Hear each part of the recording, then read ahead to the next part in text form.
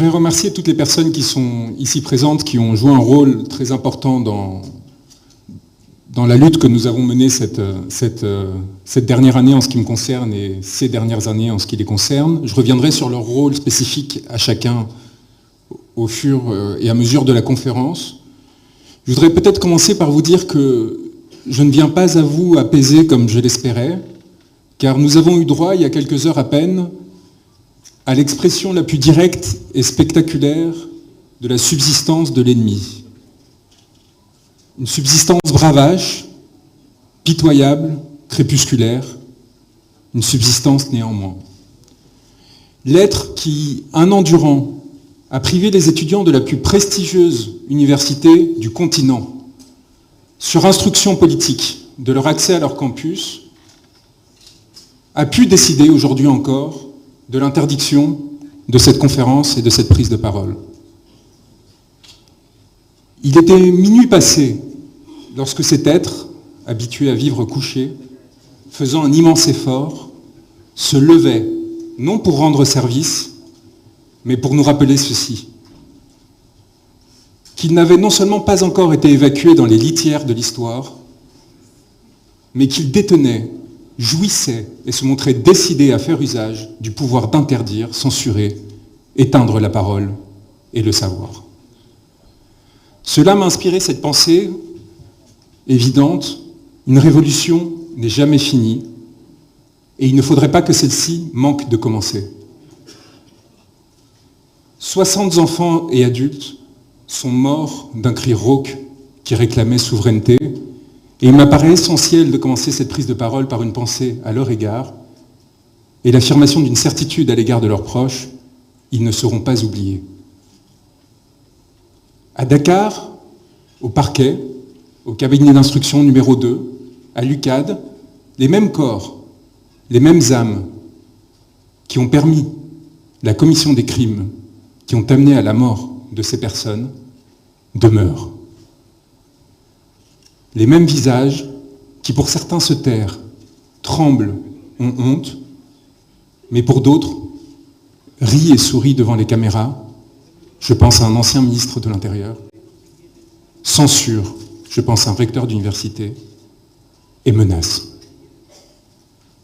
Je viens en un pays où ceux qui m'ont fait kidnapper à 300 km de la frontière sénégalaise, en plein cœur de la Mauritanie, ont formellement encore entre leurs mains le pouvoir de me faire arrêter, enfermer, expulser. J'ai été à mon arrivée soumis à un contrôle approfondi de mon identité. J'étais venu en homme simple, sans privilège, sans invitation des autorités, mais par 2 personnes qui avaient connu les géoles et qui sont pour moi des héros de l'humanité, dans le but de voir et de partager.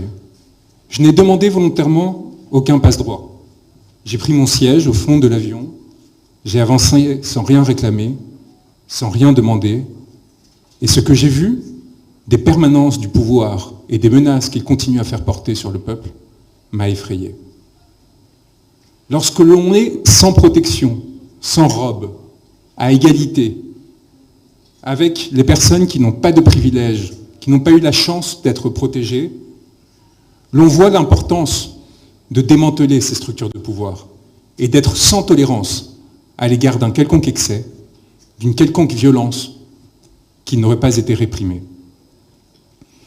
En ce pays que je considère aujourd'hui mien, ceux qui ont obéi n'ont pas été encore sanctionnés, et celui qui a ordonné que la mort se répande pour des violences politiques a été en mesure de quitter le territoire en jet privé et de jouir aujourd'hui encore de son impunité.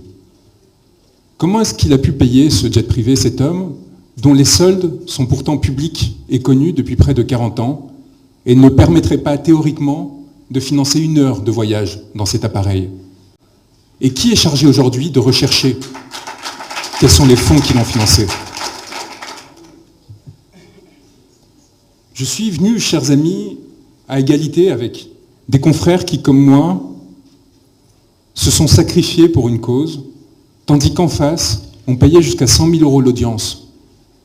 Des Français, des sorciers blancs, pour venir légitimer la répression et la violence qui s'abattait sur un peuple. Et j'ai vu des confrères accepter cet argent, accepter de servir de faire-valoir pour légitimer la mort, l'emprisonnement, la détention de citoyens innocents. Je suis venu à égalité de telle façon que, lorsque, amené à Nouakchott, j'ai été confié au service de renseignement de la Mauritanie, alors que l'on m'avait assuré que l'on m'amenait vers l'aéroport pour que je puisse rentrer en Europe. Après avoir réussi à échapper aux polices et gendarmeries de ces pays pendant 4 jours, avec l'aide de personnes glorieuses qui sont aujourd'hui à mes côtés et qui ont pris tous les risques pour me protéger. Après avoir pris une barque pendant 25 heures pour traverser l'Atlantique, pour sortir de ce pays sans nuire à mon client, sans par exemple en traversant la frontière malienne, de sorte que l'on aurait pu inventer un prétexte que je voyais déjà venir, consistant à dire que peut-être que tout cela était une opération d'influence de l'étranger, financée par les Russes et d'autres. On a bien vu comment le pouvoir précédent cherchait à instrumentaliser ces questions. Prêt à prendre le risque de la noyade pour m'assurer qu'à aucun moment, Ousmane Sonko souffrirait de notre démarche, d'une façon ou d'une autre, et pourrait faire l'objet de théories complotistes.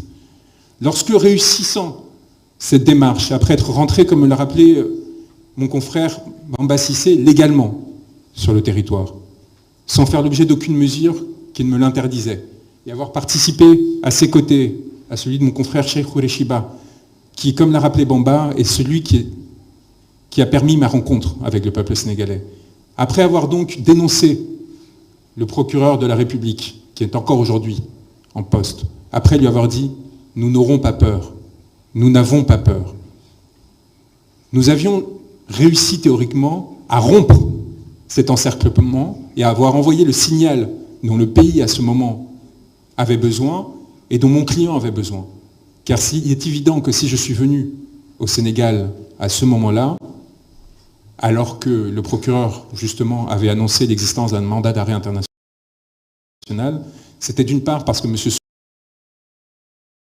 Sonko m'avait désigné lors de son placement en garde à vue pour une histoire funeste de téléphone portable qui s'était transformé en accusation de terrorisme.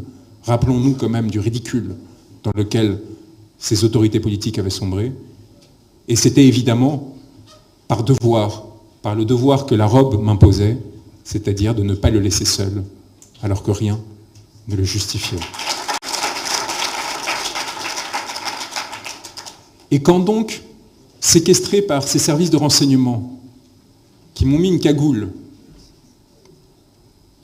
qui, sans me présenter un avocat, une autorité consulaire, un juge, m'ont menotté et amené depuis la capitale, Nouakchott, contrairement à ce qui a été dit,